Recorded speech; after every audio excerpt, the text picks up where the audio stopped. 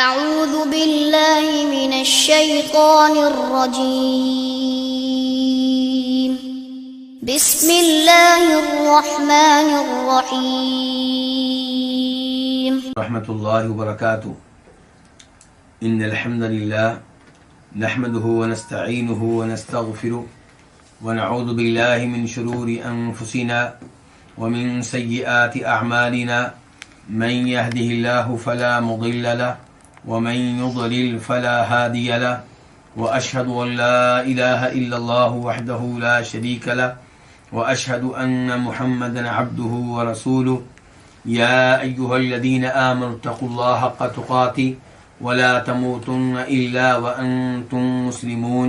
يا أيها الناس اتقوا ربكم الذي خلقكم من نفس واحدة وخلق منها زوجها وبث منهما رجالا كثيرا ونساء واتقوا الله الذي تساءلون به والأرحام إن الله كان عليكم رقيبا. يا أيها الذين آمنوا اتقوا الله وقولوا قولا سديدا يصلح لكم أعمالكم ويغفر لكم ذنوبكم ومن يطع الله ورسوله فقد فاز فوزا عظيما. أما بعد فإن خير الحديث كتاب الله وخير الهدي هدي محمد صلى الله عليه وسلم وشر الأمور محدثاتها وكل محدثة بدعة وكل بدعة ضلالة وكل ضلالة في النار. شرح السنہ امام بربہاری رحمہ اللہ کی عظیم تالیف ہے، اور اس کتاب کو کئی ایک مسائل میں تقسیم کیا گیا ہے. بعد میں آنے والوں نے ان مسائل پہ نمبرز بھی لگا دیے ہیں. ان مسائل میں سے ہم 27واں مسئلہ پڑھ رہے ہیں، اور اس کا بہت سارا حصہ گزشتہ درس میں گزر چکا ہے. 27ویں مسئلے کا تعلق صحابہ کرام رضوان اللہ علیہم اجمعین سے ہے. کتاب کے مؤلف نے امام بربہاری نے صحابہ کرام کے 4 طبقات بنا دیے. پہلا طبقہ فضیلت کے لحاظ سے ان صحابہ کرام کا جو سب سے اوپر ہیں، ان میں جناب ابو بکر، عمر اور عثمان ہیں.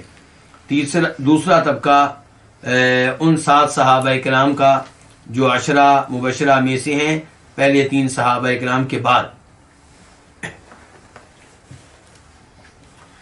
اس کے بعد تیسرا طبقہ ان صحابہ کرام کا جو مہاجرین و انصار ہیں اور تقریباً پرانے صحابہ کرام میں سے ہیں، اولین صحابہ کرام میں سے ہیں. اور چوتھا طبقہ ان صحابہ کرام کا جو نبی علیہ الصلوۃ والسلام کے ساتھ بہت زیادہ عرصہ نہیں رہ سکے، اور جو آغاز میں مسلمان نہیں ہوئے بلکہ بعد میں مسلمان ہوئے ہیں. تو ان کا تذکرہ کرتے ہوئے کتاب کے مؤلف کہتے ہیں ثم افضل الناس بعد هؤلاء، پھر لوگوں میں سے سب سے افضل ان کے بعد، کن کے بعد؟ جو گزر گئے، ان کے پہلے 3 طبقات کے بعد کون ہیں؟ من صاحب رسول اللہ صلی اللہ علیہ وسلم، وہ صحابی ہے جو اللہ کے رسول علیہ الصلوۃ والسلام کی صحبت میں رہا، یومن ایک دن، او شہرن یا ایک مہینہ، او سنتن یا ایک سال، او اقل من ذلك و اکثر یا اس سے کم یا اس سے زیادہ. کتاب کے مؤلف کہتے ہیں نترحم علیہم، ہم ان کے لیے دعائے رحمت کریں گے، وَنَذْكُرُ فَضْلَهُمْ، اور ہم ان کے فضائل کا تذکرہ کریں گے، وَنَكُفُّ عَنْ زَلَلِهِمْ، اور ہم ان کی اخطاء کے معاملے میں خاموشی اختیار کریں گے. نکف کا معنی کہ رک جائیں گے. وَلَا نَذْكُرُ أَحَدًا مِّنْهُمْ إِلَّا بِالْخَيْرِ، اور ہم ان میں سے کسی کا بھی تذکرہ نہیں کریں گے مگر خیر کے انداز میں، تعریف کے انداز میں، اچھے انداز میں، برے انداز میں تذکرہ کسی کا بھی نہیں کریں گے ہم. لقول رسول اللہ صلی اللہ علیہ وسلم، کیونکہ نبی کریم صلی اللہ علیہ وسلم کا فرمان ہے اذا رأیتم اصحابی فامسکوا، جب تم میرے صحابہ کرام کو، اذا ذکر اصحابی، معذرت کے ساتھ رأیتم نہیں ہے بلکہ اذا ذکر اصحابی، جب میرے صحابہ کرام کا تذکرہ کیا جائے فَأَمْسِكُوا تو تم رک جاؤ، یعنی کہ رک جاؤ، خاموشی اختیار کرو، اپنی زبان کو روک لو۔ وقال سفیان بن عیینہ، اور امام سفیان بن عیینہ کہتے ہیں من نطق فی اصحاب رسول اللہ صلی اللہ علیہ وسلم بکلمۃ فہو صاحب ہوا، جو نبی علیہ الصلوۃ والسلام کے صحابہ کرام کے بارے میں گفتگو کرے ایک لفظ بھی، ایک کلمہ بھی، تو وہ خواہش پرست ہے، اپنی خواہشات کی پیروی کرنے والا ہے۔ اور فرماتے ہیں نبی صلی اللہ علیہ وسلم اصحابی کالنجوم، میرے صحابہ کرام ستاروں کی مانند ہیں، ستاروں کی طرح ہیں۔ بِأَيِّهِمْ اقتدیتم اہتدیتم، ان صحابہ کرام میں سے جس صحابی کی بھی اقتدا کرو گے، پیروی کرو گے، تمہیں ہدایت مل جائے گی۔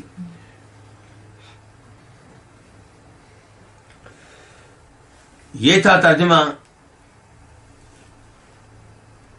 ان الفاظ کا جو امام بربہاری نے صحابہ کرام کے چوتھے طبقے کا تذکرہ کرتے ہوئے کہے ہیں۔ اب ان الفاظ پہ غور و فکر کرتے ہیں اور انہیں صحیح معنوں میں جاننے کی اور سمجھنے کی کوشش کرتے ہیں۔ میں گزارش کر چکا ہوں گزشتہ درس میں کہ امام بربہاری جب یہ کہہ رہے ہیں کہ چوتھا طبقہ ان صحابہ کرام کا ہے جو نبی علیہ السلام کی صحبت میں ایک دن رہے یا ایک مہینہ رہے یا ایک سال رہے یا اس سے بھی کم رہے یا اس سے زیادہ رہے، تو اس کا مطلب یہ ہے کہ یہ تذکرہ کر رہے ہیں ان صحابہ کرام کا جنہیں آپ کے ساتھ بہت کم رہنے کا موقع ملا۔ اور اس کا دوسرا مطلب یہ ہے کہ وہ صحابی کی تعریف یہ کرتے ہیں کہ صحابی وہ ہے جو آپ کے ساتھ رہا، چاہے چند لمحوں کے لیے رہا، چاہے چند لمحات کے لیے اسے آپ کے ساتھ رہنے کا موقع ملا، آپ کو دیکھنے کا موقع ملا۔ اور میں نے حافظ ابن حجر رحمہ اللہ کی تعریف بھی ذکر کی تھی۔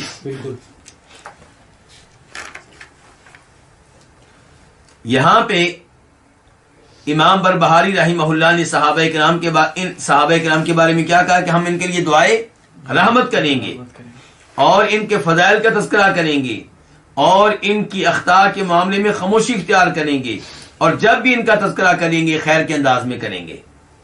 اس کے بعد انہوں نے حدیث بیان کی ہے کہ اذا ذکر اصحابی فامسکوا، جب میرے صحابہ کرام کا تذکرہ کیا جائے تو تم اپنی زبانوں کو روک لو، یعنی کہ ان کی برائی بیان نہ کرو۔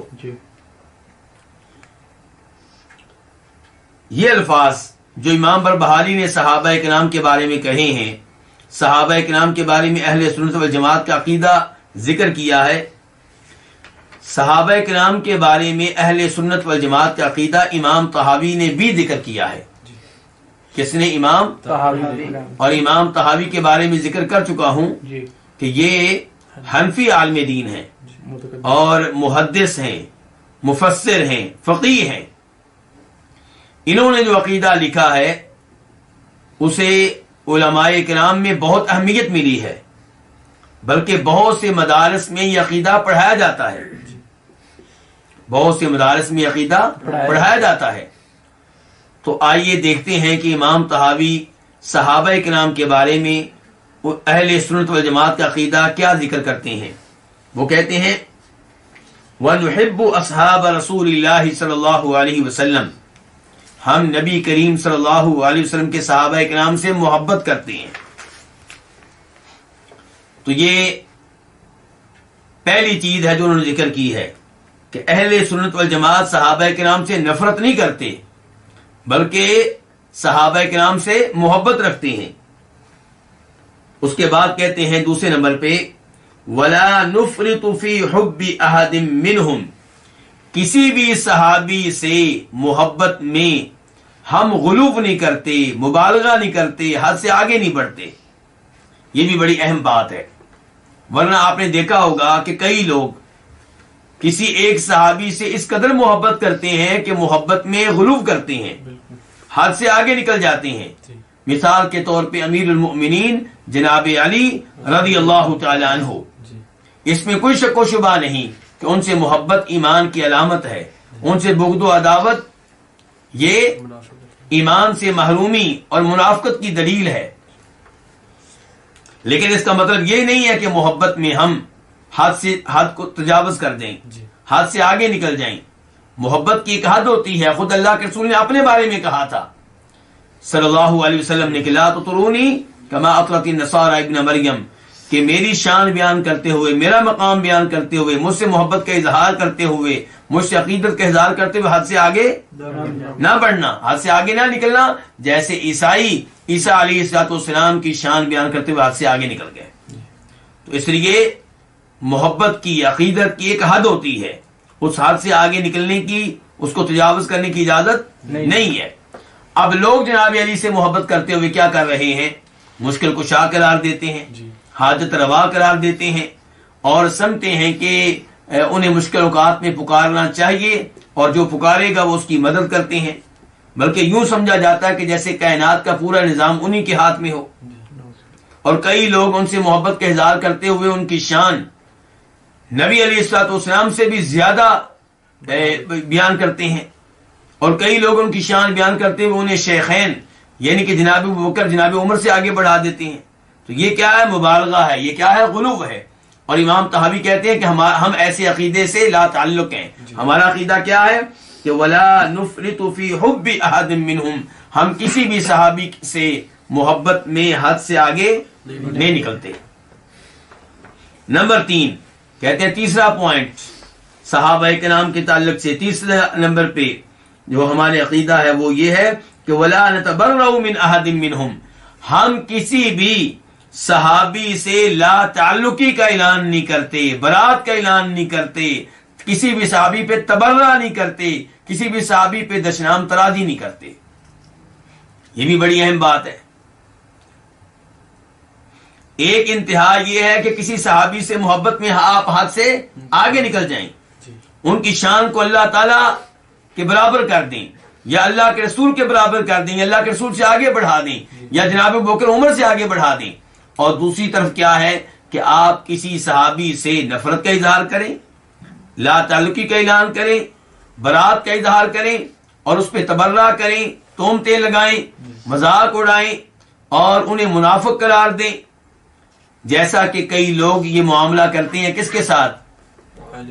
امیر المؤمنین جناب معاویہ رضی اللہ تعالی عنہ کے ساتھ. تو ہمارا ایسا عقیدہ نہیں ہے. ہم ایک ایک صحابی سے محبت کرتے ہیں, کسی بھی صحابی سے لا تعلقی کا اظہار نہیں کرتے. جناب امیر معاویہ کی توہین کی جاتی ہے, گستاخی کی جاتی ہے, لیکن اہل سنت والجماعت ایسے لوگوں سے بری ہیں, لا تعلق ہیں. اہل سنت والجماعت کا عقیدہ کیا ہے؟ سنیے ذرا. امام عبداللہ بن مبارک جو فوت ہوئے ہیں 181 ہجری میں, 181 میں, ان سے سوال کیا گیا کہ معاویہ افضل ہیں یا عمر بن عبدالعزیز؟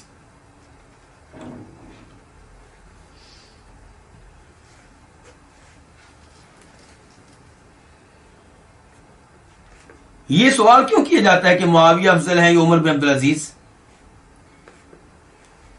کیونکہ عمر بن عبدالعزیز اگرچہ صحابی نہیں ہے بلکہ تابعی ہیں, لیکن ان کی شہرت بہت اچھی ہے, لوگ ان کا تذکرہ خیر کے انداز میں کرتے ہیں, جبکہ جناب امیر معاویہ کو بدنام کرنے کی کوشش کی جاتی ہے. تو اس لیے سوال پیدا ہوا, سوال کرنے والے نے سوال کیا عبداللہ بن مبارک سے, بہت بڑے امام ہیں, کہ معاویہ افضل ہے یا عمر بن عبدالعزیز؟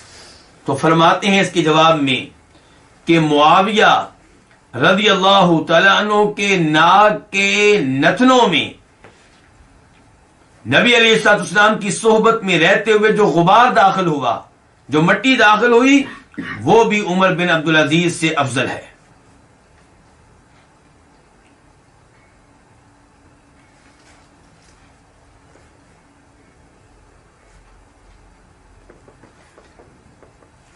یہ ہے معاویہ. اور عبداللہ بن مبارک کا یہ قول امام ابن کثیر اپنی کتاب البدایہ والنہایہ میں لے کر آئے ہیں.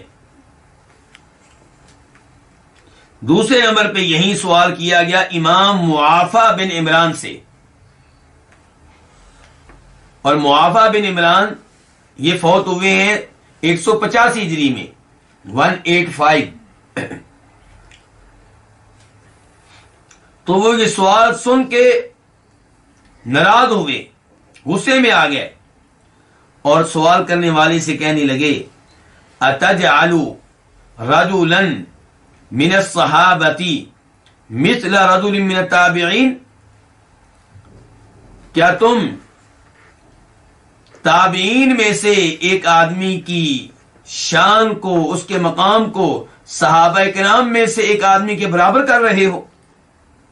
یعنی کہ عمر بن عبدالعزیز تابعی ہیں اور معاویہ صحابی ہیں، تمہاری یہ جرت کیسے ہوئی کہ تم ایک تابعی کی شان کو ایک صحابی کی شان کے برابر سمجھو؟ پھر کہنے لگے کون؟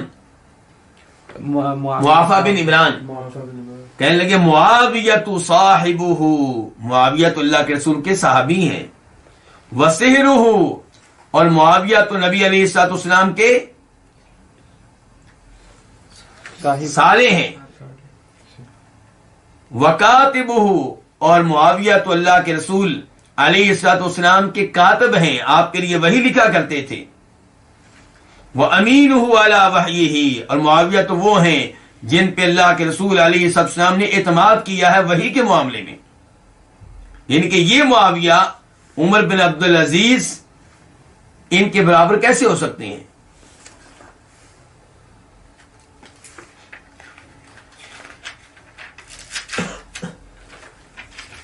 تیسرے نمبر پہ ایک اور جگہ امام معافی بن عمران کہتے ہیں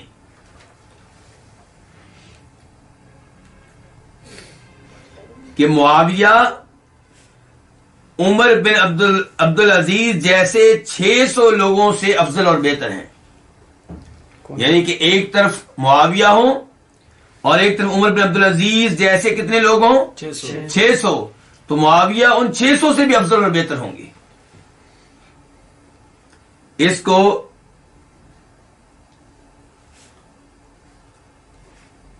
یہ روایت آپ کو کہاں ملے گی؟ امام خلال کی کتاب السنہ میں۔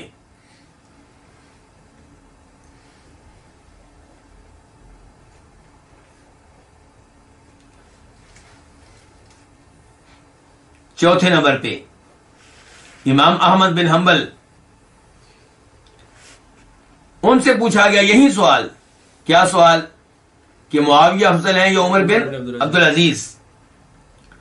کہنے لگے معاویہ تو افضل، معاویہ عمر بن عبدالعزیز سے افضل ہیں۔ لسنا نقیس باصحاب رسول اللہ صلی اللہ علیہ وسلم احدا، ہم نبی علیہ الصلوۃ والسلام کے صحابہ کے برابر کسی کو نہیں کر سکتے۔ اور پھر امام احمد بن حنبل نے اپنے موقف کے حق میں دلیل پیش کی، کہنے لگے قال النبی صلی اللہ علیہ وسلم خیر الناس قرنی، اللہ کے نبی فرماتے ہیں لوگوں میں سے سب سے افضل لوگ وہ ہیں جو میرے زمانے کے ہیں، اور معاویہ اللہ کے رسول کے زمانے کے ہیں صلی اللہ علیہ وسلم۔ یہ روایت بھی آپ کو کہاں ملے گی؟ امام خلال کی کتاب السنہ میں۔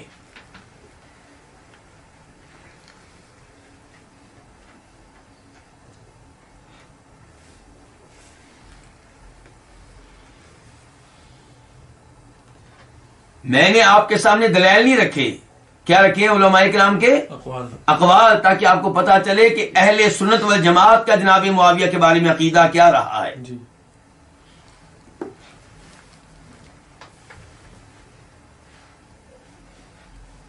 تو ہم تذکرہ کر رہے تھے کس چیز کا؟ امام طحاوی نے اہل سنت والجماعت کا جو عقیدہ ذکر کیا ہے، کن کے بارے میں؟ صحابہ کرام کے بارے میں۔ اس کے ہم 3 پوائنٹ ذکر کر چکے ہیں، ایسے ہی ہے۔ اب چوتھا پوائنٹ، وَنُبْغِضُ مَن يُبْغِضُهُمْ وَبِغَيْرِ الْخَيْرِ يَذْكُرُهُمْ، ہم اس شخص سے بغض رکھیں گے جو صحابہ کرام سے بغض رکھے، اور جو صحابہ کرام کا تذکرہ نامناسب انداز میں کرے۔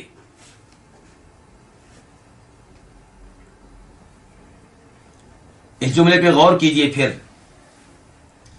اہل سنت والجماعت کا عقیدہ کیا ہے کہ ہم اس سے بغض رکھیں گے جو صحابہ کرام سے بغض رکھے. محبتیں نہیں، صحابہ کرام سے بغض رکھنے والوں سے محبتیں نہیں پالی جائیں گی.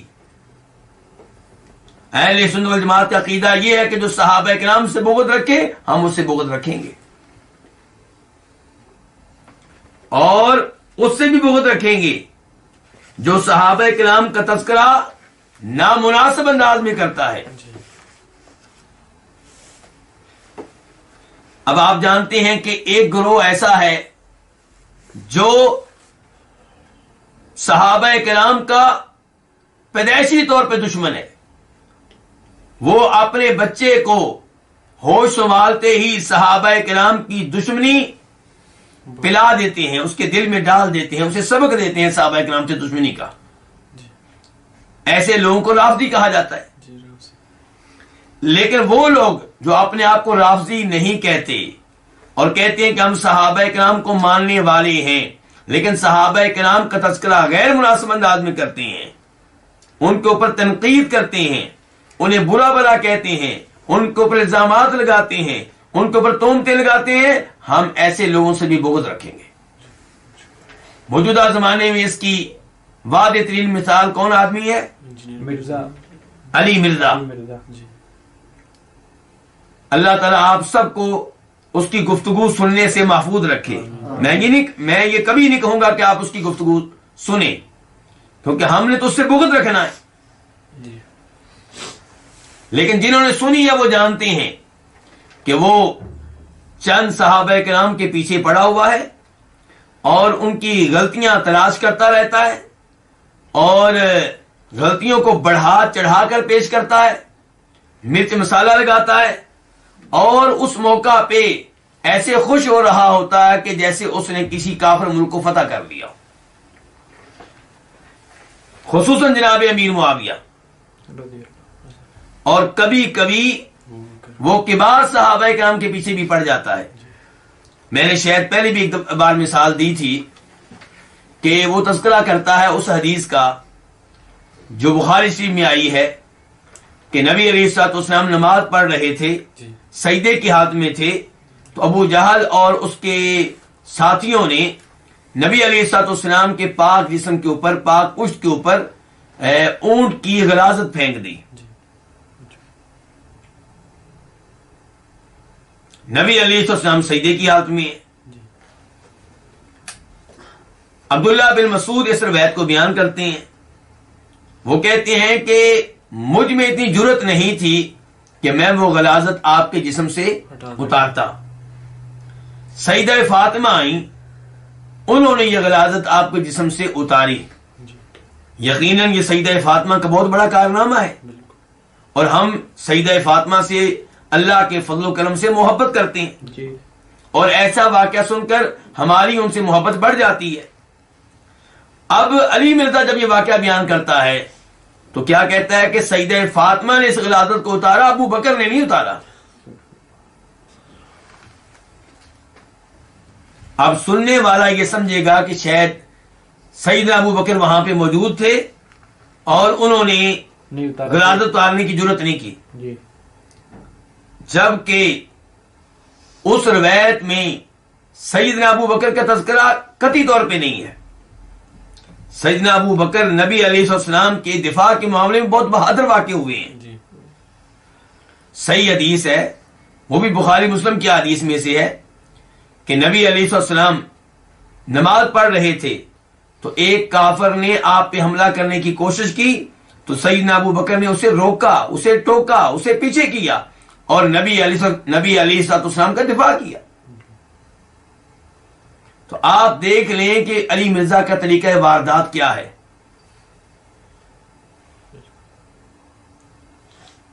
تو صحابہ کرام کی عداوت لوگوں کے دلوں میں پیدا کرتا ہے. تو ایسے لوگوں کی سے اور ان کی گفتگو سے دور رہنا ہے. اور اس سے پہلے بھی کئی ایسے سکالر گزرے ہیں جنہیں ہمارے لوگ بہت بڑا سمجھتے ہیں، بہت عظیم سمجھتے ہیں، بہت بڑا مفسر سمجھتے ہیں، لیکن انہوں نے بھی صحابہ کرام کے اوپر اسی انداز میں تنقید کی ہے، انہیں برا بھلا کہا ہے، تو ایسے لوگوں سے دور رہا جائے گا۔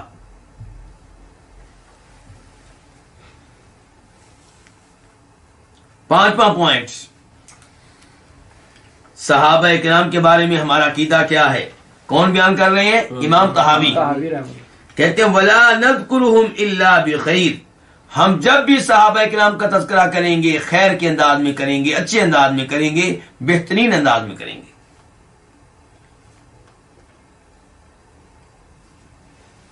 چھٹے نمبر پہ کہتے ہیں وَحُبُّهُمْ دِينٌ وَإِيمَانٌ وَإِحْسَانٌ، صحابہ کرام سے محبت دین ہے۔ صحابہ کرام سے محبت کیا ہے؟ دین ہے، ایمان ہے اور احسان ہے۔ تو جیسے جیسے صحابہ کرام سے آپ کی محبت بڑھے گی آپ کا ایمان بڑھے گا۔ ساتویں نمبر پہ کہتے ہیں وَبُغْضُهُمْ كُفْرٌ وَنِفَاقٌ وَطُغْيَانٌ، اور صحابہ کرام سے بغض و عداوت یہ کفر ہے، یہ منافقت ہے، یہ سرکشی ہے۔ تو یہ ہے عقیدہ اہل سنت والجماعت کا، کن کے تعلق سے؟ صحابہ کرام کے تعلق سے۔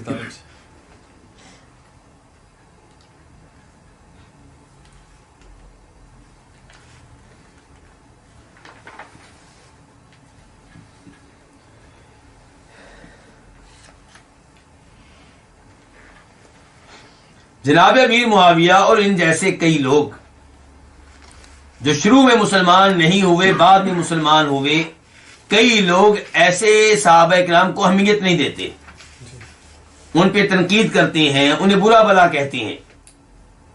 آئیے دیکھتے ہیں اس معاملے میں قرآن کریم سے ہمیں کیا علم ہوتا ہے، قرآن کریم ہمیں ایسے صحابہ کرام کے بارے میں کیا کہتا ہے۔ سورہ حدید آیت نمبر 10، اللہ رب العزت ارشاد فرماتے ہیں لا يستوی منکم من انفق من قبل الفتح وقاتل، کہ تم میں سے وہ لوگ جو فتح مکہ سے پہلے اللہ کی راہ میں مال خرچ کرتے رہے اور فتح مکہ سے پہلے اللہ کی راہ میں لڑائیاں لڑتے رہے، جہاد کرتے رہے، یہ اور وہ برابر نہیں ہو سکتے جنہوں نے خیر کے یہ کام مکہ فتح ہونے کے بعد کیے۔ اللہ تعالیٰ کہہ رہے ہیں دونوں گروہ برابر نہیں ہیں۔ اس آیت میں فتح کا لفظ بولا گیا، فتح مکہ نہیں کہا گیا، فتح کہا گیا، فتح جی۔ تو فتح سے مراد کون سی فتح ہے؟ ایک قول یہ ہے کہ اس سے مراد فتح مکہ ہے، دوسرا قول یہ ہے کہ اس سے مراد صلح حدیبیہ ہے۔ صلح حدیبیہ کب ہوئی ہے؟ سن 6 ہجری میں، اور مکہ کب فتح ہوا ہے؟ سن 8 ہجری میں۔ تو اس ایسے پتہ چلا کہ صحابہ کرام میں سے وہ لوگ جو فتح سے پہلے مسلمان ہوئے، ایمان لائے، نمازیں پڑھتے رہے، ان مشکل حالات میں اللہ کی راہ میں خرچ کرتے رہے، ان مشکل حالات میں لڑائیاں لڑتے رہے، ان کا درجہ ان سے بلند ہے جو صحابہ کرام بعد میں مسلمان ہوئے اور بعد میں جہاد کرتے رہے اور بعد میں اللہ کی راہ میں مال خرچ کرتے رہے۔ تو قرآن کیا کہہ رہا ہے؟ دونوں ایک جیسے نہیں ہیں، لیکن قرآن دوسرے گروہ کی توہین نہیں کر رہا، ان کو برا بلا نہیں کہہ رہا، ان کا مذاق نہیں اڑا رہا، ان پہ تنقید نہیں کر رہا، بس یہ بیان کیا جا رہا ہے کہ پہلے صحابہ کرام یقیناً بعد والوں سے کیا ہے؟ افضل ہیں، بہتر ہیں، بہت آگے ہیں، اور اس میں کوئی شک و شبہ نہیں ہے، ہمارا ایمان ہے اس پہ۔ تو جناب امیر معاویہ سے جناب علی افضل ہیں، جناب عثمان افضل ہیں، جناب ابو بکر افضل ہیں، جناب عمر افضل ہیں، عشرہ مبشرہ افضل ہیں، بدری صحابہ کرام افضل ہیں، اس میں کس کو شک و شبہ ہو سکتا ہے؟ ہم جناب امیر معاویہ کے بارے میں یہ نہیں کہتے کہ آپ انہیں پرانے صحابہ کرام سے افضل قرار دیں، بس یہ کہتے ہیں کہ انہیں صحابی سمجھیں اور جو عزت اسلام نے کسی صحابی کو دی ہے وہ جناب امیر معاویہ کو بھی دیں۔ اللہ تعالیٰ فرماتے ہیں اس آیت میں آگے اولئک اعظم درجۃ من الذین انفقوا من بعد وقاتلوا، یہ صحابہ کرام جو فتح سے پہلے مسلمان ہوئے، فتح سے پہلے اللہ کی راہ میں خرچ کرتے رہے، فتح سے پہلے اللہ کی راہ میں لڑتے رہے، یہ درجے کے لحاظ سے، شان کے لحاظ سے، مقام کے لحاظ سے ان سے کہیں افضل ہیں جو بعد میں خرچ کرتے رہے، جو بعد میں لڑتے رہے، بعد میں جہاد کرتے رہے۔ لیکن اللہ نے ساتھ ہی خبردار کر دیا، اللہ تعالیٰ عالم الغیب ہے، اللہ جانتے ہیں کہ بعد میں کیسے کیسے لوگ آنے والے تھے۔ اللہ نے کہہ دیا وَكُلًّا وَعَدَ اللَّهُ الْحُسْنَىٰ، وَكُلًّا کیا مطلب کلن کا؟ دونوں گروہ کے لیے، ہر ایک سے، ہر ایک سے چاہے کوئی صحابی پہلے گروہ سے تعلق رکھتا ہو یا دوسرے گروہ سے تعلق رکھتا ہو، اللہ نے ہر صحابی سے وعدہ کر رکھا الحسنہ، کس کا؟ جنت کا۔ یہ جنتی گروہ ہے، آپ ان کے اوپر تنقید کرتے ہیں، آپ ان کا مذاق اڑاتے ہیں۔ اللہ نے بعد میں کیا خبردار کیا؟ واللہ بما تعملون خبیر، جو تم اعمال کر رہے ہو اللہ ان سے باخبر ہے، اللہ کے علم میں ہے تمہاری یہ حرکتیں۔ تو اس ایسے سے پتا چلا کہ ہر صحابی عظیم ہے جی، عظمت کے لحاظ سے ان میں آپس میں فرق ہے، لیکن ہمارے لحاظ سے ہر صحابی کیا ہے؟ عظیم ہے۔ عظیم جی۔ دوسرے نمبر پہ ایک حدیث پیش کرنا چاہوں گا جسے امام بخاری اور مسلم دونوں روایت کرتے ہیں۔ مسلم میں اس کا نمبر ہے 2541 2541 اور بخاری میں اس کا نمبر ہے 3673 3673۔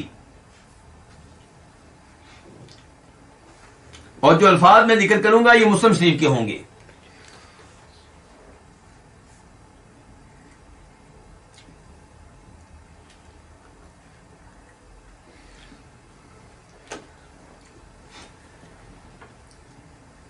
جناب ابو سعید خدری کہتے ہیں کہ جناب خالد بن ولید اور جناب عبد الرحمن بن عوف رضی اللہ تعالی عنہم جمیعا، ان کے مابین کو مسئلہ تھا، کوئی اختلاف تھا، کوئی غلط فہمی تھی۔ فسبہ خالد، تو جناب خالد بن ولید نے عبد الرحمن بن عوف کو برا بلا کہا۔ اب عبد الرحمن بن عوف کون ہے؟ پرانے صحابی، عشرہ مبشرہ میں سے، اور خالد بن ولید کون ہے؟ جو بعد میں مسلمان ہوئے ہیں۔ فقال النبی صلی اللہ علیہ وسلم، تو اس موقع پہ فرمایا کس نے؟ نبی علیہ الصلوۃ والسلام نے، لا تسبوا اصحابی، میرے صحابہ کرام کو برا بلا نہ کہو۔ یہ کیا بھائی؟ کیا خالد بن ولید صحابی نہیں ہے؟ تو اللہ کے رسول خالد بن ولید اور ان جیسے لوگوں سے کہہ رہے ہیں کہ میرے صحابہ کرام کو برا بلا نہ کہو۔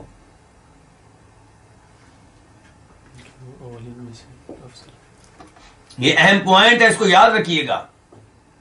کئی لوگ یہیں سے بعد میں آنے والے صحابہ کرام کو صحابہ ماننے کے لیے تیار نہیں ہیں، کہتے ہیں دیکھو تم صحابہ کرام کی شان میں جو حدیث بیان کرتے ہو اسے پتہ چل رہا ہے کہ بعد والے صحابہ نہیں ہیں، کیونکہ اللہ کے رسول کہہ رہے ہیں لا تسبوا احدا من اصحابی، کہ میرے صحابہ میں سے کسی کو بھی برا بلا نہ کہو۔ لا تسبوا احدا من اصحابی، اور کس کو کہہ رہے ہیں؟ اس کا مطلب خالد بن ولید صحابی نہ ہوئے، ایسی بات نہیں ہے۔ یہاں مقصد یہ ہے کہ اللہ کے رسول کہہ رہے ہیں میرے وہ صحابہ جو ایک عرصے سے میرے ساتھ رہ رہے ہیں، جنہوں نے شروع سے میرا ساتھ دیا ہے، جو مشکل حالات میں میرے ساتھ تھے، ان کی قدر کرو، ان کا مقام و مرتبہ تم سے بلند ہے، ان پہ تنقید نہ کرو، انہیں برا بلا نہ کہو۔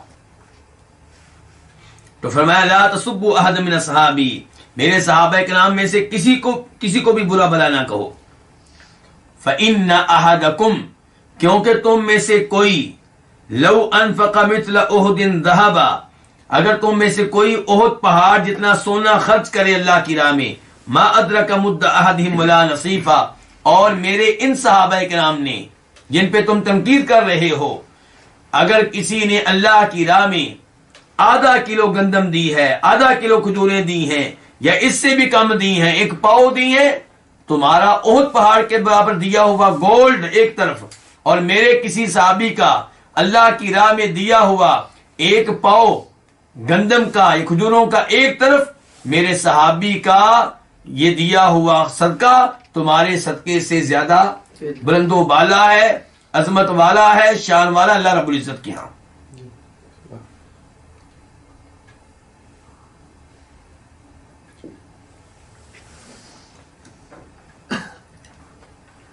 یہ حدیث جو میں نے آپ کے سامنے رکھی ہے، اس سے تو موقع ملتا ہے ان لوگوں کو جو بعد میں مسلمان ہونے والے صحابہ کرام پہ تنقید کرتے ہیں۔ تو میں نے آپ کے سامنے کیوں رکھی ہے پھر، جبکہ میں تو سارے صحابہ کرام خصوصاً بعد والوں کی شان بیان کر رہا ہوں۔ علماء کرام کہتے ہیں، امام ابن ابی العز الحنفی کہتے ہیں اس حدیث کا تذکرہ کرنے کے بعد، کہتے ہیں مقصد یہ ہے یہ حدیث ذکر کرنے کا کہ نبی علیہ الصلوۃ والسلام نے ان صحابہ کرام کو جو بعد میں آئے، پہلے صحابہ کرام پہ تنقید کرنے سے کیا کیا ہے؟ منع کیا ہے۔ کس وجہ سے؟ کیونکہ پرانے صحابہ کرام صحبت میں، اللہ کے رسول کے ساتھ رہنے میں، آپ کی معیت میں ہونے کے لحاظ سے بعد میں مسلمان ہونے والے صحابہ کرام سے کیا ہے؟ آگے ہے۔ صحبت اتنا بڑا اعزاز ہے، اللہ کے رسول کی معیت میں رہنا اتنا بڑا اعزاز ہے کہ وہ صحابہ کرام جن کو زیادہ موقع ملا آپ کی صحبت میں رہنے کا، وہ ان سے افضل ٹھہرے جنہیں کم موقع ملا۔ تو جب صحابی کو صحابی پہ تنقید کرنے کی اجازت نہیں ہے، کس وجہ سے؟ کہ وہ صحابی ہے۔ وجہ کیا کہ وہ صحابی ہے، کیونکہ آپ کہہ رہے ہیں تم برا بلا نہ کہو میرے کسی بھی صحابی کو، تو وجہ کیا ہوئی؟ صحابی ہونا۔ وجہ کیا ہوئی؟ صحابی ہونا۔ تو جب ایک صحابی کو پرانے صحابہ کرام پہ تنقید کرنے کی، برا بلا کہنے کی اجازت نہیں ہے، تو عام آدمی کو کسی بھی صحابی پہ تنقید کرنے کی، برا بلا کہنے کی اجازت کیسے ہو سکتی ہے؟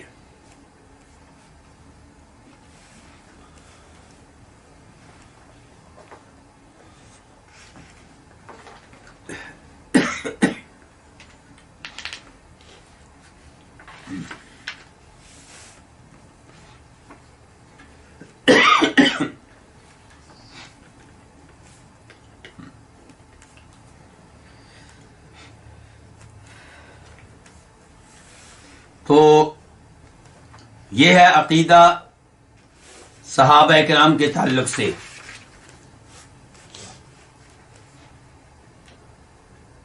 یہ عقیدہ ذکر کرتے ہوئے امام بربہاری نے سفیان بن عیینہ، ایک بڑے امام ہیں، 198 ہجری میں فوت ہوئے ہیں، بہت بڑے محدث ہیں، بخاری مسلم ان کی بیان کردہ احادیث سے بری پڑی ہیں۔ یہ کہتے ہیں من نطق فی اصحاب رسول اللہ صلی اللہ علیہ وسلم بکلمۃ فہو صاحب ہوا، جو صحابہ کرام کے بارے میں گفتگو کرے، جملے کا انداز بتا رہا ہے کہ غلط قسم کی گفتگو، تنقید پہ مبنی گفتگو، جو صحابہ کرام کے بارے میں گفتگو کرے، بکلمۃ، ایک کلمہ بھی، ایک لفظ بھی، فہو صاحب ہوا، وہ کون ہے؟ اپنی خواہشات کی پیروی کرنے والا ہے، اپنی خواہشات کی پوجا کرنے والا ہے، ان کو دین پہ چلنے والا نہیں ہے، قرآن و حدیث پہ چلنے والا نہیں ہے۔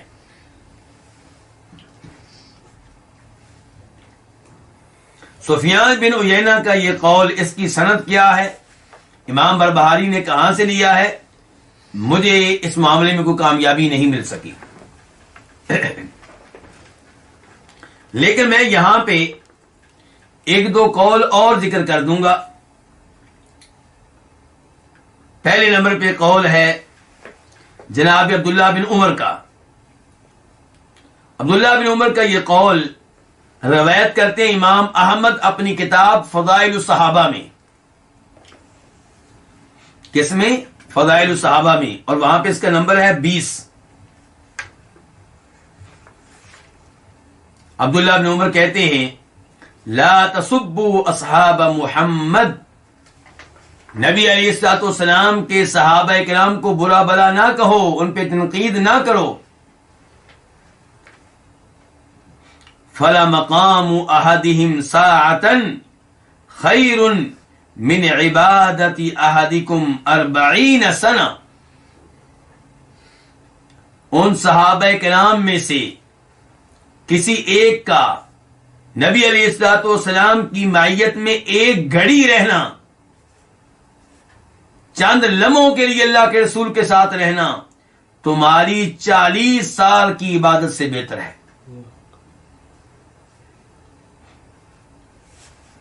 سمجھے ہیں صحابہ کرام کا مقام؟ صحابی نبی علیہ الصلوۃ والسلام کے ساتھ رہا ایمان کی حالت میں چند لمحے، چند گھڑیاں، وہ ایک طرف، اور تم لوگوں کی مسلسل 40 سال کی عبادت ایک طرف۔ صحابی کا وہ ایک لمحہ، اس کی وہ چند گھڑیاں تمہاری 40 سال کی عبادت سے بہتر ہیں۔ کون کہہ رہے ہیں؟ عبداللہ بن عمر کہہ رہے ہیں۔ اور امام ابو زرع رازی کہتے ہیں، ان کا یہ قول امام ابن عساکر اپنی کتاب تاریخ دمشق میں لے کر آئے ہیں۔ کہتے ہیں اذا رأیت الرجل یطعن فی اصحاب رسول اللہ صلی اللہ علیہ وسلم فاعلم انہ زندیق۔ جب تم کسی آدمی کو نبی علیہ الصلوۃ والسلام کے صحابہ کرام پہ تنقید کرتے ہوئے دیکھو تو جان لو کہ وہ زندیق ہے، جان لو کہ وہ کیا ہے؟ زندیق ہے۔ کیوں زندیق کا بھی اتنا بڑا فتویٰ کیوں؟ کہا اس لیے کہ قرآن ہم سب کے نزدیک کیا ہے؟ برحق ہے۔ وَذَلِكَ أَنَّ الْقُرْآنَ عِنْدَنَا حَقٌ، قرآن ہم سب کے نزدیک کیا ہے؟ برحق ہے، شک و شبہ سے بالا تر ہے۔ وَسُنَّتَ عِنْدَنَا حَقٌ، اور سنت نبی علیہ الصلوۃ والسلام کی حدیث بھی ہمارے نزدیک کیا ہے؟ برحق ہے۔ وَإِنَّمَا نَقَلَ لَنَا الْقُرْآنُ وَالسُّنَنُ وَإِنَّمَا نَقَلَ لَنَا الْقُرْآنَ وَالسُّنَنَ أَصْحَابُ محمد صلی اللہ علیہ وسلم۔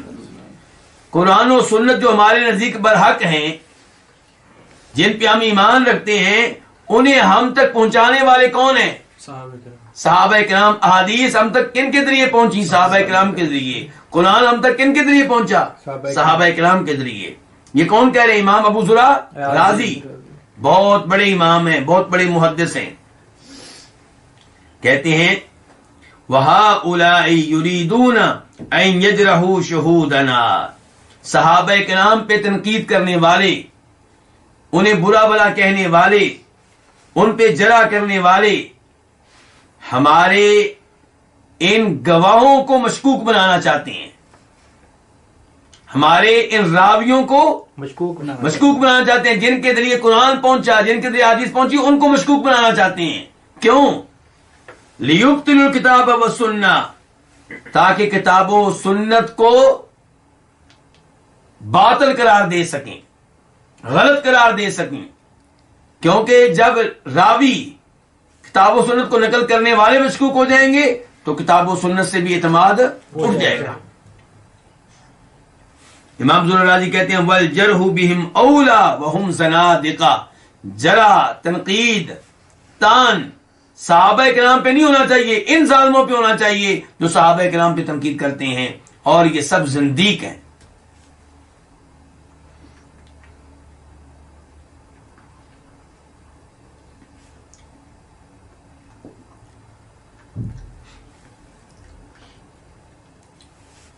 پھر امام بربہاری کہتے ہیں، کتاب کے مؤلف کہتے ہیں، جو امام بربہاری کے الفاظ اب میں آپ کے سامنے پڑھنے لگا ہوں، یہ ہماری اس کتاب میں جس سے پڑھ رہے ہیں اس سے رہ گئے ہیں، چھوٹ گئے ہیں، لکھے نہیں جا سکے، جبکہ ترجمہ اردو میں موجود ہے۔ جو بات ابھی میں پڑھنے لگا اس کا ترجمہ اردو میں موجود ہے، آخری جو جملہ ہے۔ اور نبی صلی اللہ علیہ وسلم نے فرمایا میرے صحابہ ستاروں کی مانند ہیں، ان میں سے کسی کی بھی اقتداء کر لو ہدایت پر رہو گے۔ یہ جو اردو کے الفاظ ہیں یہ حدیث کے الفاظ ہیں، تو حدیث عربی میں کیا ہے وہ آپ کے سامنے پڑھنے لگا ہوں. وقال النبی صلی اللہ علیہ وسلم، اور فرمایا نبی کریم صلی اللہ علیہ وسلم نے، اصحابی کالنجوم، میرے صحابہ ستاروں کی طرح ہیں. بِأَيِّهِمْ اقتدیتم اہتدیتم، ان میں سے جس کی بھی اقتدا کرو گے ہدایت تمہیں مل جائے گی، ہدایت پالو گے. یہ حدیث امام بربہاری کیوں لے کر آئے ہیں؟ صحابہ کرام کی شان بیان کرنے کے لیے، ان کا مقام و مرتبہ بیان کرنے کے لیے، کہ صحابہ کرام میں سے ہر صحابی ستارہ ہے. آپ کسی ایک ستارے کے پیچھے چل پڑے، ہدایت پا جائیں گے، جنت میں پہنچ جائیں گے، جہنم کی آگ سے بچ جائیں گے. لیکن مسئلہ یہ ہے کہ یہ حدیث نبی علیہ الصلوۃ والسلام سے ثابت نہیں ہے. آپ کی طرف یہ الفاظ منسوب کیے گئے ہیں، لیکن ثبوت نہیں مل سکا کہ آپ نے یہ الفاظ ادا کیے ہوں. حوالہ لکھیں پہلے. امام ابن عبد البر اس کو لے کر آئے ہیں اپنی کتاب جامع بیان العلم وفضلہ. امام ابن عبد البر اس کو اپنی کتاب جامع بیان العلم وفضلہ میں لے کر آئے ہیں، اور اس کا نمبر ہے وہاں پہ 1760 1760.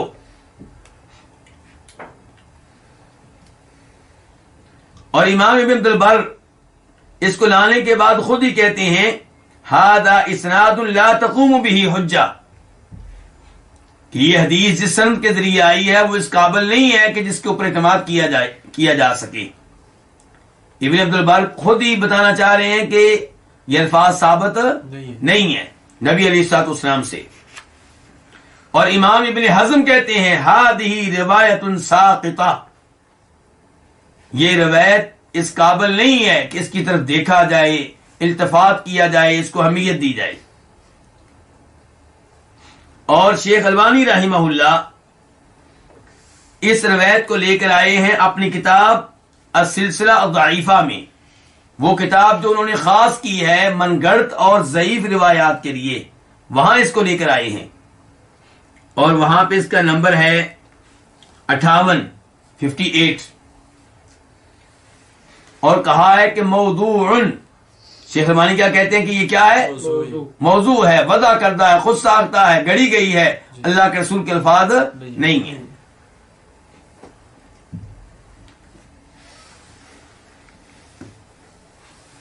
بہت سارے لوگ اس روایت کو بڑے ذوق و شوق سے بیان کر رہے ہوتے ہیں،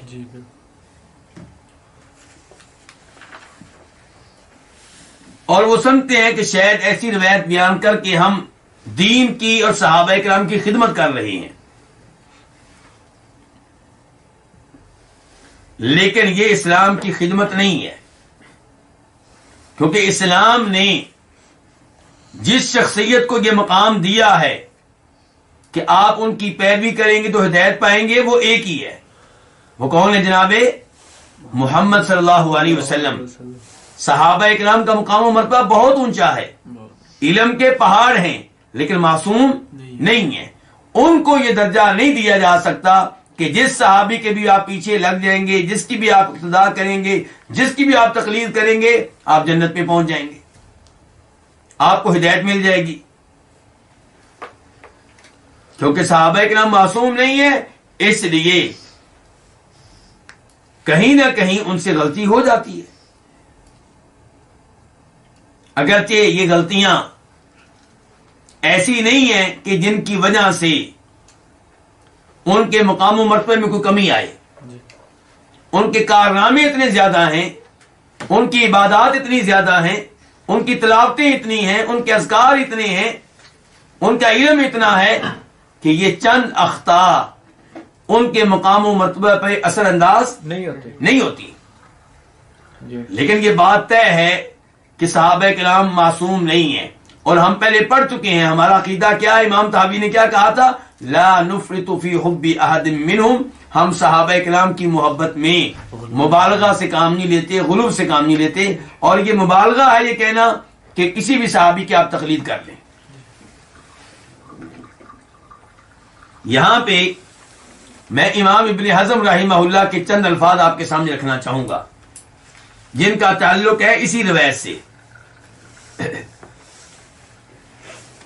امام ابن حزم کہتے ہیں فقد ظہر ان هذه الروایت لا تثبت اصلا، یہ بات واضح ہو چکی ہے کہ یہ روایت بالکل بھی اللہ کے رسول سے ثابت نہیں ہے صلی اللہ علیہ وسلم. بل لا شک انها مکذوبہ، بلکہ اس بارے میں کوئی شک و شبہ نہیں ہے کہ یہ جھوٹی روایت ہے، خود ساختہ روایت ہے.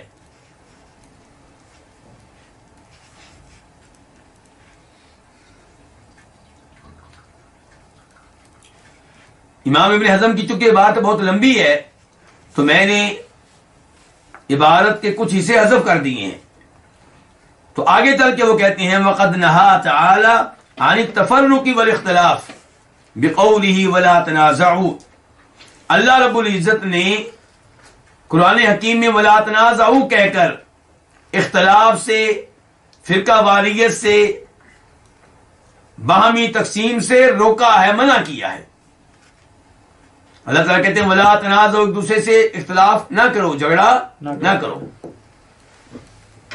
کہتے ہیں فَمِنَ الْمُحَالِ أَن يَأْمُرَ رَسُولَهُ بِاتِّبَاعِ كُلِّ قَائِلٍ مِّنَ الصَّحَابَةِ، تو یہ ناممکن ہے کہ وہ اللہ جو حکم دے رہا ہے کہ آپس میں اختلافات میں واقع نہیں ہونا، وہ اللہ تعالیٰ اپنے رسول کو یہ حکم دے کہ صحابہ کرام میں سے کسی بھی صحابی کی پیروی کی جا سکتی ہے، یہ ناممکن ہے.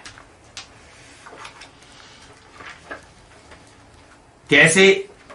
کہتے ہیں اس لیے کہ وَفِيهِم مَّن يُحَلِّلُ الشَّيْءَ وَغَيْرُهُ يُحَرِّمُ، صحابہ کرام میں ایسا صحابی بھی آپ کو ملے گا جو ایک چیز کو حلال قرار دے رہا ہوگا، دوسرا صحابی اس کو حرام قرار دے رہا ہوگا. اب یہاں پہ کیسے کہا جا سکتا ہے کہ آپ کو آزادی ہے، چاہے اس صحابی کے پیچھے لگ جائیں، چاہے اس صحابی کے پیچھے لگ جائیں؟ ایک صحابی کہہ رہا ہے چیز حلال ہے، دوسرا کہہ رہا ہے حرام ہے. شریعت آپ کو اجازت کیسے دے سکتی ہے کہ آپ اس معاملے میں کسی بھی صحابی کے قول کو لے لیں؟ کیونکہ شریعت کے نزدیک وہ چیز یا حلال ہوگی یا حرام ہوگی، تو شریعت آپ سے مطالبہ کرے گی وہ قول لیں جو درست ہے. شریعت آپ کو اس بات کی اجازت نہیں دے سکتی کہ آپ ان دونوں میں سے جس کے پیچھے چاہیں لگ جائیں.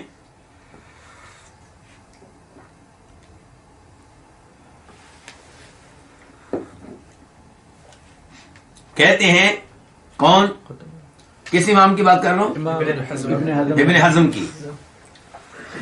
وہ کہتے ہیں وَلَوْ كَانَ ذَلِكَ لَكَانَ بَيْعُ الْخَمْرِ حَلَالًا اقتداءً بِسَمُرَةَ بْنِ جُندُبَ، اور اگر اصول یہ ہوتا، کون سا اصول؟ کہ جس صحابی کی پیروی کریں گے وہ ٹھیک رہے گا، نجات مل جائے گی آپ کو، آپ راہ راست پہ ہوں گے، کوئی بھی صحابی پکڑ لیں. کہتے ہیں اگر یہ بات ہوگی، یہ اصول ہوگا، تو پھر شراب کو بیچنا حلال ٹھہرے گا. شراب کو بیچنا حلال ٹھہرے گا. کیوں؟ کیونکہ جناب سمرہ بن جندب رضی اللہ تعالیٰ عنہ نے شراب بیچی تھی. اور یہ روایت کہاں پہ آئی ہے؟ یہ روایت، اس کا نمبر میں نے نوٹ کیا، یہ بخاری شریف میں آئی ہے.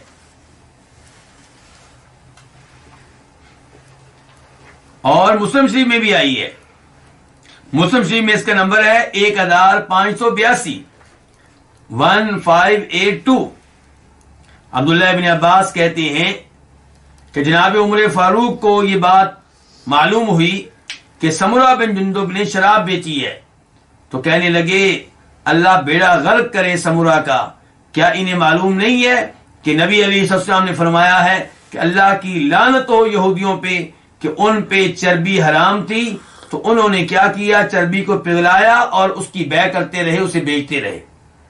یہ کہ جیسے یہ چیز حرام ہے ایسے اس کو بیچنا بھی حرام ہے. یہ یہودیوں والا کام ہے کہ جو چیز اللہ حرام قرار دے، آپ کہیں میں کھاتا نہیں لیکن اس کو بیچ دیتا ہوں.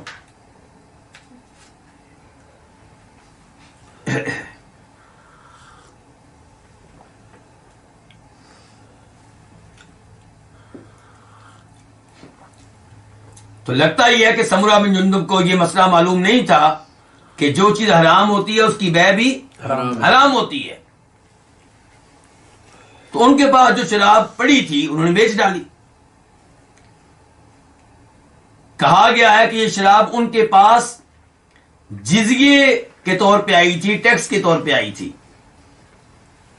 تو بہرحال جیسے بھی آئی انہوں نے بیچا ہے اس کو. اب اس کا مطلب ہے کہ ان کا نظریہ پھر کیا تھا کہ شراب بیچنا حلال ہے. اب اگر ہم یہ کہیں کہ کسی بھی صحابی کی آپ تقلید کریں، اقتداء کریں تو ٹھیک رہے گا، تو سمرہ بن جندب کی اقتداء کرنے کے لحاظ سے شراب کیا ہو جائے گی؟ حلال ہو جائے گی. اس کے بعد کہتے ہیں کون؟ امام ابن حزم. وَلَكَانَ أَكْلُ الْبَرَدِ لِلصَّائِمِ حَلَالًا اقتداءً بِأَبِي طلحہ. اگر اصول یہ ہے کہ کسی بھی صحابی کی تقلید کریں، اسلام آپ کو اس کی اجازت دیتا ہے، تو پھر آپ کو یہ ماننا پڑے گا کہ روزے دار روزے کی حالت میں اولے کھا لے تو ٹھیک ہے، روزے پہ فرق نہیں پڑے گا. کیا کھا لے؟ اولے سمجھتے ہیں نا آپ لوگ؟ جی. کیوں جی؟ کہتے ہیں اس لیے کہ ابو طلحہ نے روزے کے دوران اولے کھائے ہیں. یہ کہاں پہ آیا ہے؟ یہ مسند احمد کی روایت ہے. نمبر ہے اس کا 13971، 13971. جناب انس بن مالک کہتے ہیں کہ بارش برسی تو اس میں اولے بھی تھے.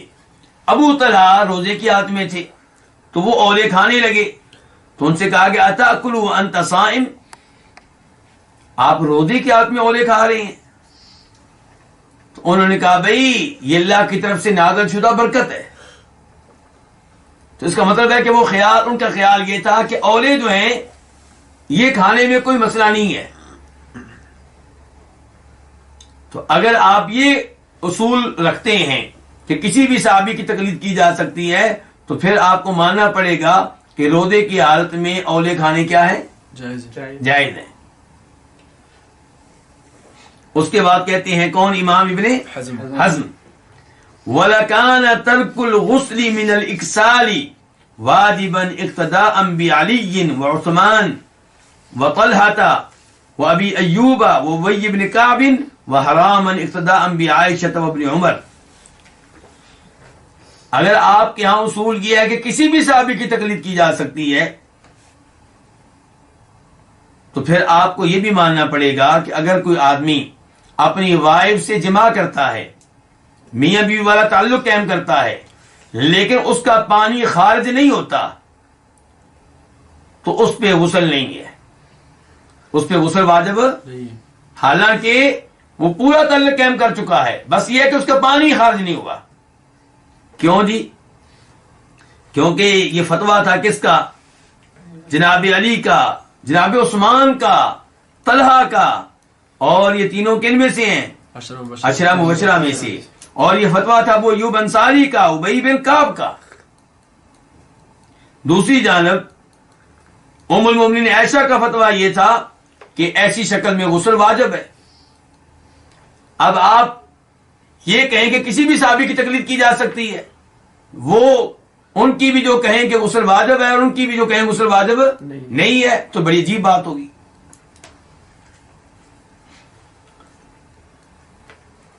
یہ فتویٰ کہاں پہ آیا ہے؟ یہ بخاری شریف میں موجود ہے. بخاری کی روایت نمبر اس کا 179 یعنی کہ امام بخاری اس فتوے کی تائید نہیں کرتے، لیکن امام بخاری نے یہ روایات ذکر تو کی ہیں، لیکن وہ اس کی تائید نہیں کرتے. زید بن خالد سے روایت ہے کہ انہ سأل عثمان، کہ انہوں نے جناب عثمان بن عفان سے سوال کیا، ارأیت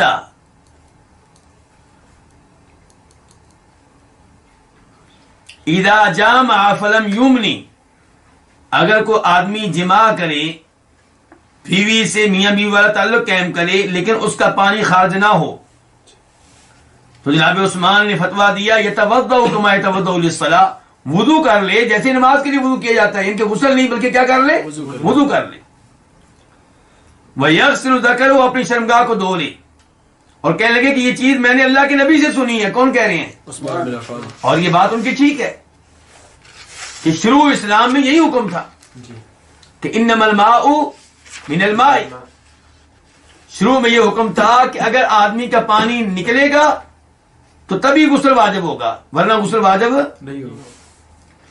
اس کا مطلب یہ ہے کہ جناب عثمان اور ان صحابہ کرام کو بعد والی حدیث معلوم نہیں ہو سکی, اور یہ اللہ کے نبی کے زمانے میں کیا, اللہ کے نبی کے زمانے کے بعد بھی یہی عقیدہ رکھتے تھے. اس کا مطلب ہے کہ غسل پھر نہیں کرتے ہوں گے.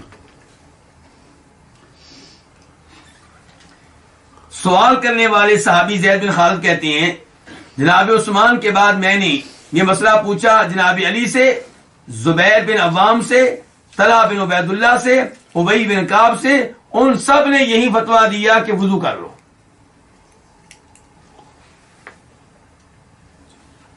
دوسری جانب سیدہ عائشہ ہیں جی. سیدہ عائشہ کا فتویٰ آپ کو ملے گا مسلم شریف میں, نمبر ہے 350 350. نبی علیہ السلام کے پاس ایک آدمی آیا یہی مسئلہ پوچھنے کے لیے کہ اگر کوئی آدمی اپنی بیوی سے تعلق قائم کرے اور اس کا پانی نہ نکلے, پانی خارج نہ ہو, تو آپ نے کہا کہ انی لافعل ذلک انا وہذہ ثم نغتسل, کہ میں اور میری بیوی ایسا کرتے ہیں اور ہم پھر بعد میں کیا کرتے ہیں, غسل کرتے ہیں.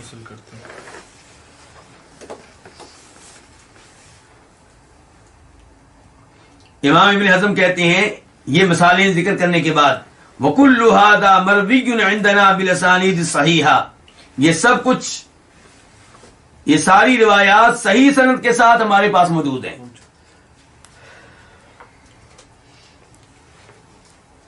ایسی مثالیں ذکر کرنے کے بعد آخر میں کہتے ہیں فَكَيْفَ يَجُوزُ تَقْلِيدُ قَوْمٍ يُخْطِئُونَ وَيُصِيبُونَ, صحابہ کرام کی اس قوم کی تقلید کیسے جائز ہوگی جن سے کبھی غلطی بھی ہو جاتی ہے اور وہ درست اعمال بھی بجا لاتی ہیں, لیکن غلطی کا امکان تو ہے نا.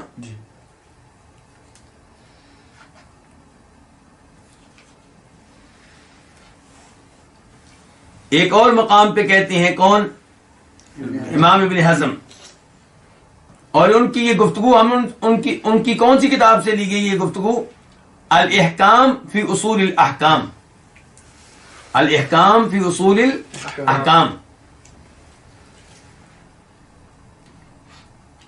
کہتے ہیں وقد غلط قوم, کچھ لوگوں کو غلطی لگی ہے, فقالوا, چنانچہ انہوں نے کہا الاختلاف رحمہ, کہ اگر امت میں اختلاف پیدا ہوتا ہے تو اختلاف کیا ہے, رحمت ہے. حالانکہ قرآن و حدیث میں کہا گیا کہ اختلاف نہ کرو, اختلافات سے بچو, لیکن کئی لوگ یہ عقیدہ رکھتے ہیں کہ اختلاف کیا ہے, رحمت ہے. کہاں سے انہوں نے عقیدہ لیا؟ امام ابن حزم کہتے ہیں واحتجوا بما روی عن النبی صلی اللہ علیہ وسلم اصحابی کالنجوم بأیہم اقتدیتم اہتدیتم. ان لوگوں نے اس مسئلے میں دلیل بنایا ہے اس روایت کو جسے اللہ کے رسول کی طرف منسوب کیا گیا ہے کہ میرے صحابہ کرام ستاروں کی مانند ہیں, جس کی بھی اقتدا کرو گے ہدایت پاؤ گے.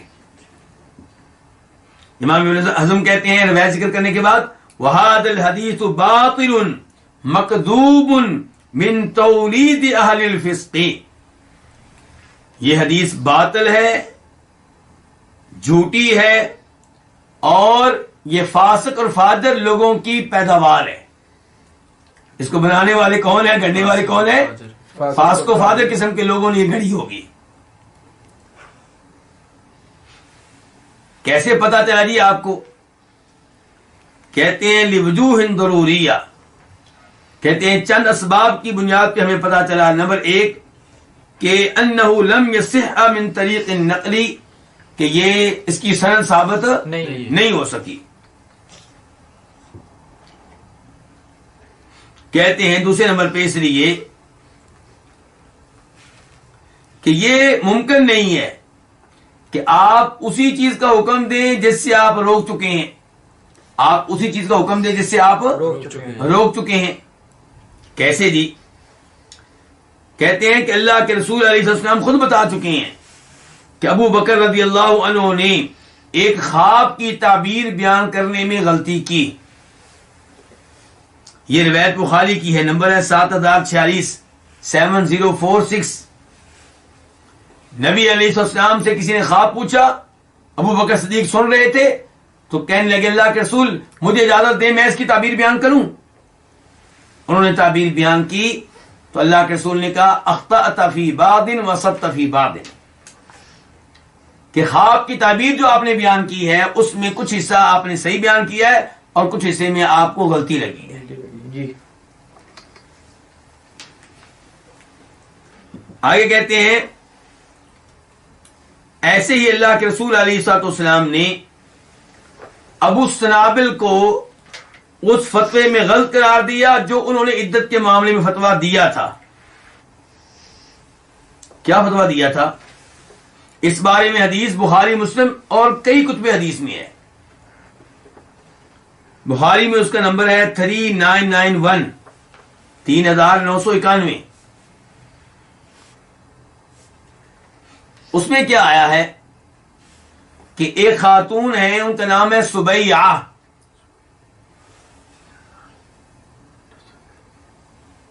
وہ حالت حمل میں تھیں کہ ان کے شوہر فوت ہو گئے. شوہر کے فوت ہونے کے تقریباً 40 دن کے بعد وہ پاک صاف ہو گئی. 40 دن کے بعد ان کے بچہ پیدا ہو گیا. کیا ہو گیا؟ بچہ پیدا ہو گیا. اور بچہ پیدا ہوتے ہی عدت ختم ہو گئی.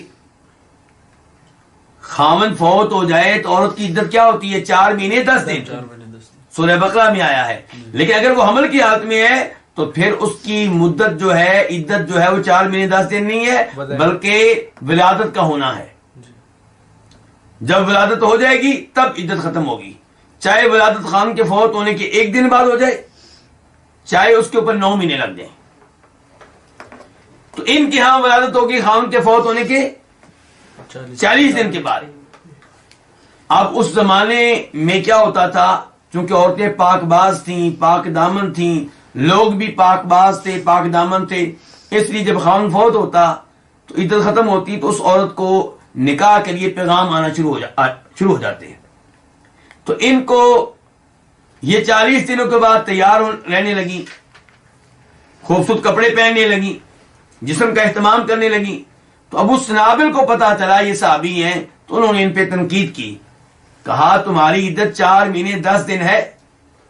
تو سبیعہ جو کہتی ہیں کہ میں اللہ کے رسول کے پاس آ گئی، میں نے اللہ کے رسول سے پوچھا اللہ کے رسول ابو سنابل مجھے یہ کہہ رہا ہے، کہتا ہے کہ تمہاری عدت ختم نہیں ہوئی، تمہاری عدت 4 مہینے 10 دن ہے. تو اللہ کے رسول نے فرمایا ابو سنابل کو غلطی لگی ہے اور تمہاری عدت جو ہے وہ ختم ہو چکی ہے، اور وہ کیا تھا؟ ولادت کا ہونا. تو اب اللہ کے رسول علیہ الصلوۃ والسلام ان صحابہ کرام کے فتاوا کو غلط قرار دے رہی ہیں. اس کا مطلب ہے کہ آپ ان سے روک رہی ہیں، پھر اسی کا حکم دے دیں یہ کہہ کے کہ جس صحابی کی بھی پیروی کرو گے ہدایت پاؤ گے. اس کا مطلب یہ ہے کہ جو ان کی غلط چیزیں ہیں انہی کی پیروی کا آپ حکم دے رہے ہیں. یہ کیسے ہو سکتا ہے؟ جی.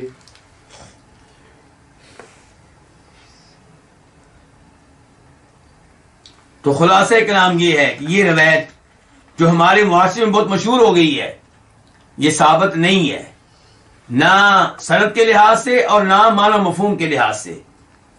شریعت نے صرف نبی علیہ السلام کو یہ حق دیا ہے کہ آپ کی پیروی کی جائے، آپ کی اقتداء کی جائے. دیگر جو لوگ ہیں صحابہ کرام، تابعین، تبع تابعین، 4 امام، یہ علم کے پہاڑ ہیں، عام طور پہ درست فتویٰ دیتے ہیں لیکن ان سے کبھی کبھی غلطی ہوتی ہے اور ہو سکتی ہے. اس لیے آنکھیں بند کر کے ان کی بات نہیں مانی جا سکتی، ان کی وہی باتیں مانی جائیں گی جو شریعت کے خلاف نہ ہو. تو یہ ہے عقیدہ کن کے بارے میں؟ صحابہ کرام کے بارے میں. تو آج کے جو درس تھا اس میں امام بربہاری نے جو کہا ہے وہ آخر میں پھر سن لیں. چوتھے طبقے کا تذکرہ کرتے ہوئے کہہ رہے ہیں ثم افضل الناس بعد هؤلاء، پھر لوگوں میں سے سب سے افضل ان کے بعد، کن کے بعد؟ صحابہ کرام کے پہلے 3 طبقات کے بعد. کون ہے؟ من صاحب رسول اللہ، وہ صحابی ہیں جو اللہ کے رسول علیہ السلام کی صحبت میں رہے 1 دن، او شہرن یا 1 مہینہ، او سنتن یا 1 سال، او اقل من ذلک اکثر، یا اس سے کم یا اس سے زیادہ. نترحم علیہم، ہم ان کے لیے دعائے رحمت کریں گے. ونذکر فضلہم، اور ان کے فضائل کا تذکرہ کریں گے. ونکف عن ضررہم، اور ان کی اخطاء بیان کرنے سے اجتناب کریں گے. ولا نذکر احدا منہم الا بالخیر، ہم ان میں سے کسی کا بھی تذکرہ نہیں کریں گے مگر خیر کے انداز میں.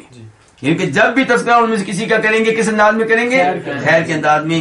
کیونکہ اللہ کے رسول صلی اللہ علیہ وسلم کا فرمان ہے اذا رأیتم اصحابی فامسکوا، جب تم میرے صحابہ کرام کو دیکھو فامسکوا، تو خاموش رک جاؤ. یعنی کہ تنقید ان کے اوپر نہ کرو، ان کو برا بلا نہ کہو. اور سفیان بھی یہ نہ کہتے ہیں من نطق فی اصحابی رسول اللہ صلی اللہ علیہ وسلم بکلمۃ فهو صاحب ہوا، جو نبی علیہ السلام کے صحابہ کرام کے بارے میں گفتگو کرے ایک کلمہ بھی، تو وہ کیا ہے؟ اپنے نفس کی خواہشات کی پیروی کرنے والا ہے. یعنی کہ دین پہ چلنے والا نہیں ہے، شریعت پہ چلنے والا نہیں ہے.